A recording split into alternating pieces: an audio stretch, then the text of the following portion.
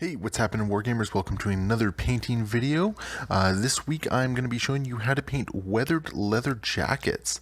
So this is just to get a nice soft worn leather look to your jackets, and we're going to use an Orlok model from the Necromunda range. So we're going to start off with XV88 as a base coat over a black primer, and the reason for this is we just want to build up a soft brown base coat for the whole model itself. We want to make sure we have that tan showing through, and you'll understand why in a moment. We're going to be using a lot of washes to darken everything. So we're just applying the thin down layer of XV88, and we're just going to make sure we get nice even coverage on it.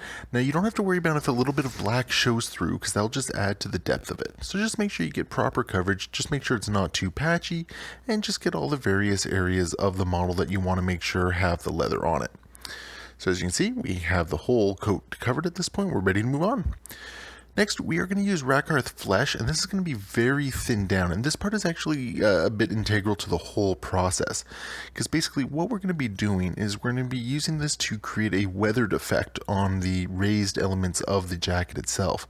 So collars, edges, any folds.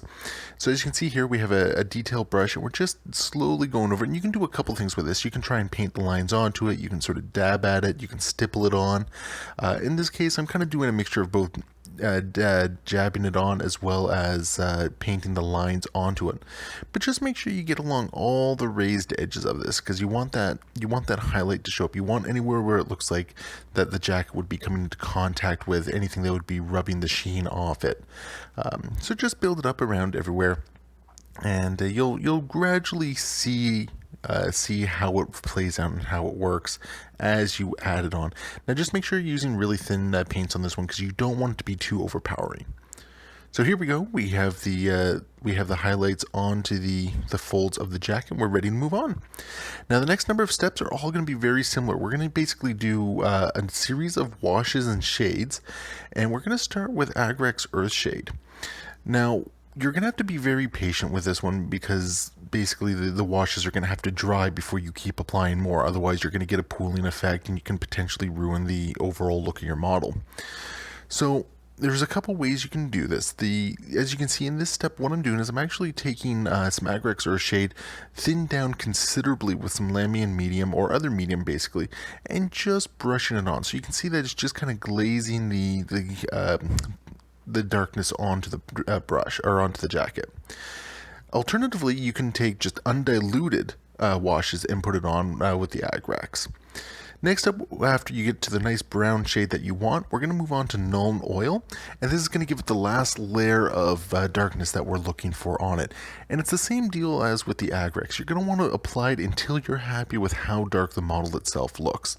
So again, it's going to take some patience. Just make sure that you're avoiding any major pooling on the model, because you don't want those extreme contrasts, those extreme darknesses.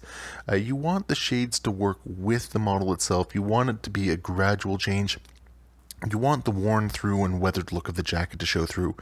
You don't want the extreme contrast there. So there we go. All the washes are applied. They're all drying. It's going to look a little glossy at first, but once it dries, it looks great. So there you go. It's nice. It's easy to do. It will take some time because of letting the washes dry, but there you go. It'll give a nice worn look to any leather jacket for your Imperial forces. So if you like this video, be sure to leave a comment below, hit that thumbs up, and be sure to subscribe for more content. Thank you all for watching, and as always, happy wargaming.